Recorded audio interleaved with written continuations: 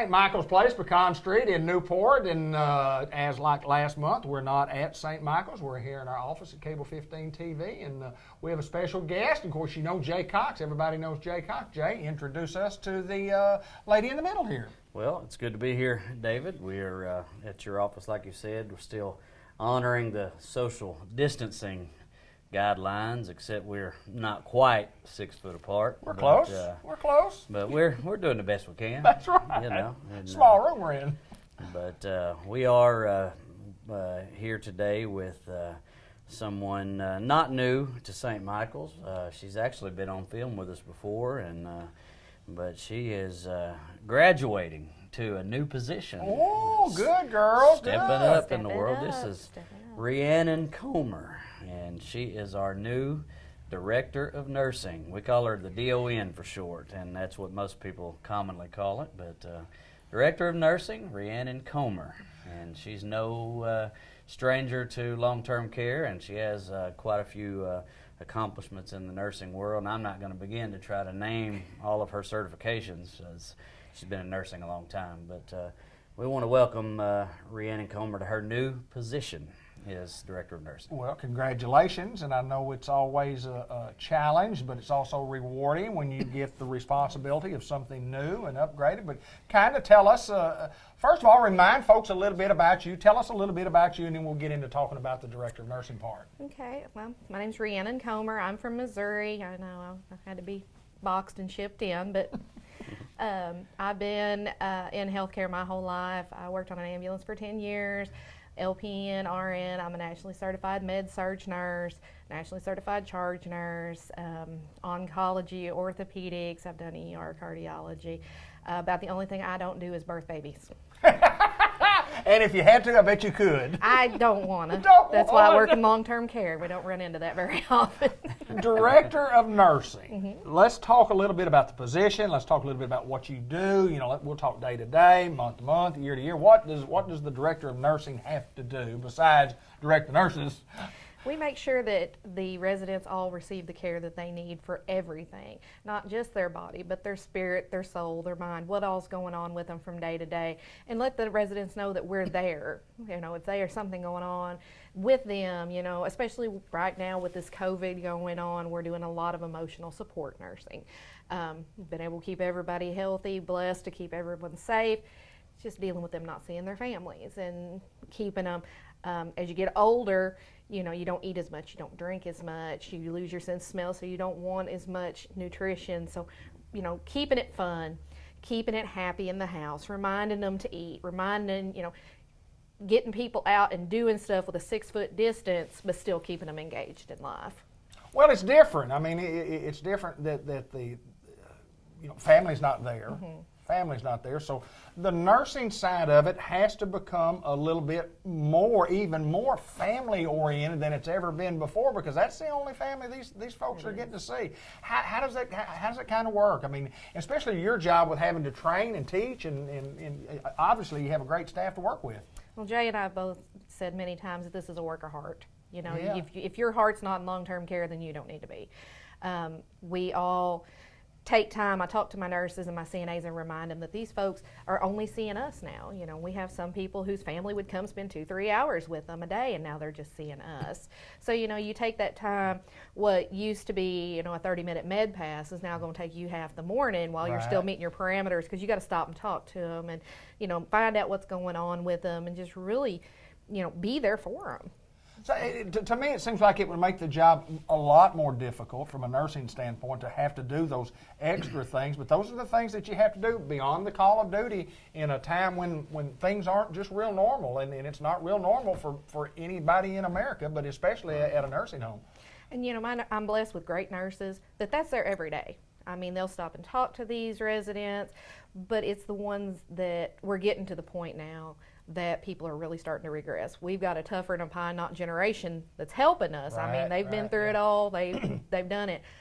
But we're getting into third month, and we're really starting to feel it and really starting to see it. Well, I can see a lot of change or feel. I know that there will be a lot of change. Of course, you know, I haven't been in there because I'm not allowed in there. But Jay, I mean, changes and MeetRhiannon talks about, I mean, there's some difficulty in trying to do what you do, but there's no doubt we are doing it at a standard that's second to none.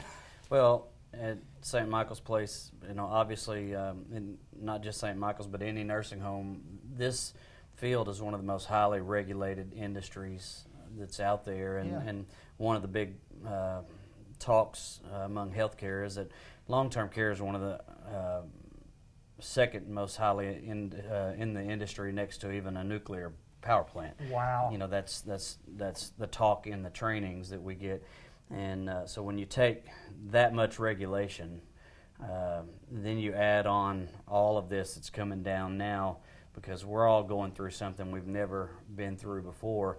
So you add that much more regulation.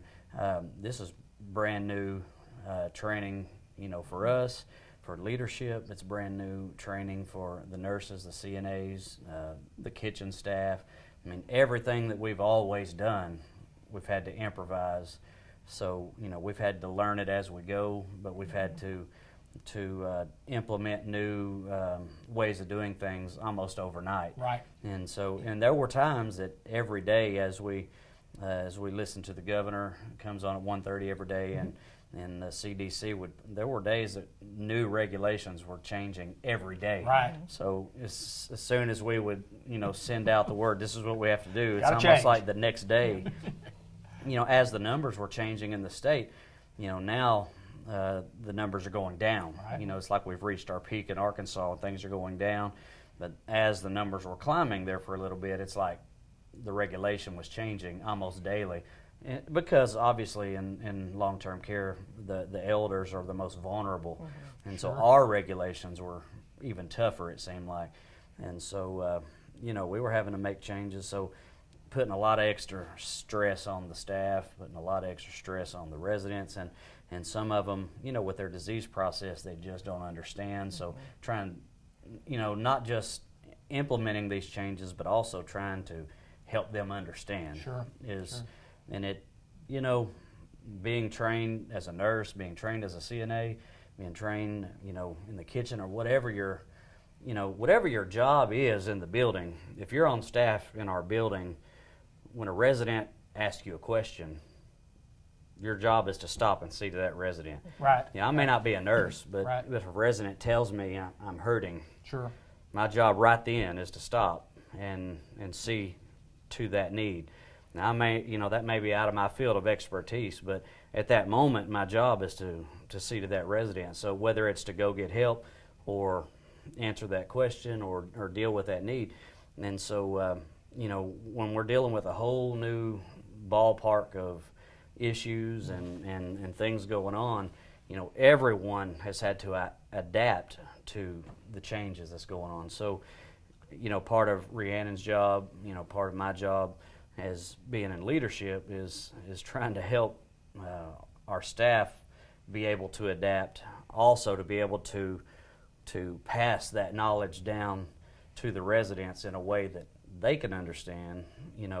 On top of that, they're wondering how come my family's not coming? Right. Absolutely. And so we're trying to do our best to keep them occupied and keep them busy and come up with new activities that will allow them to stay 6 foot apart and even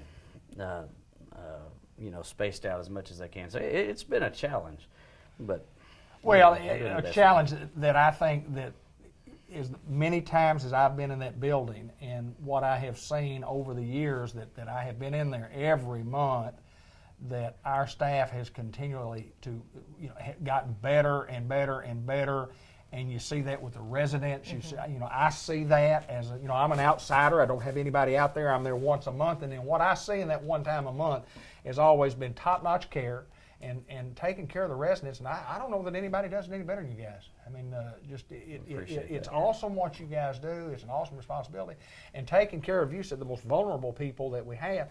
We've been fortunate at Newport that our numbers have not, in Newport and Jackson County, our numbers haven't been real high, and that's a big plus for all of us, no doubt. Right. Final thoughts on today, ladies and gentlemen? Final thoughts? I want to say thank you to my families, my resident families. I've got friends, of course, nurses, no nurses, no nurses. But I've got people that are DONs and ADONs in other states, and their family members, bless them, they don't mean to, but they're just making it really hard for them to meet the guidelines. And we've been blessed with great family. They've really worked with us. They've done pretty much everything we've asked them to do without hesitation, anything to keep their loved ones safe. So that's what I appreciate. It's made my first week on the job a whole lot easier, and I appreciate that too. Final thought, Jay Cox. The crappie are biting. They're down there by that one tree. Yes, sir. They're close, and it's that tree I've been looking for a long time. Down by that one tree. Last time I asked Jay, I said, "Where are you catching those crappie?" And he showed me. He said, "They're right here, right there in the lip." Right there. He'll drop me off at home before y'all go fishing, all right? I guarantee you. I They're guarantee. right there by that tree. So good to see y'all, and again, what a great job that you guys do at St. Michael's Place. Thank y'all, Rhiannon. Thank you, Jay. Appreciate you being here.